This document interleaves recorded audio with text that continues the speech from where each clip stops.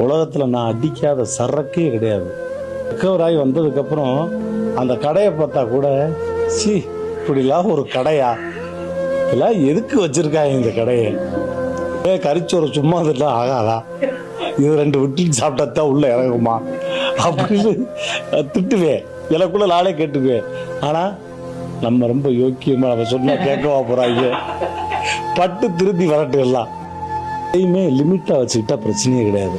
Rajini sir மேடையிலே சொன்னார், என்னைக்காவது ஒரு ஃபங்க்ஷனில் அப்படி ஜாலியாக ஒரு 2 லான்ச் போட்டோமா, மஜாவாக இருந்தோமா, அது நல்லா இருக்கும், டெய்லி வேண்டாம் அப்படி. அதை நான் சாப்பாடாகவே சாப்பிட ஆரம்பிச்சிட்டேன். அதுதான் என் லைஃப்பில் ப்ராப்ளம் ஆயிடுச்சு. அதை கொஞ்சம் கொஞ்சமாக எப்படி குறைச்சிக்கிட்டு லைஃப்பை செட்டில் ஆகி ஃபேமிலிக்காக நம்ம வாழணும், அடுத்து ஒரு கட்டத்தை அதை எடுத்துக்கிட்டோம்னாலே ஹாப்பியாக இருக்கும். ஸோ இப்போ நான் இந்த லைஃப்பை செம்மையாக நான் என்ஜாய் பண்ணுறேன்.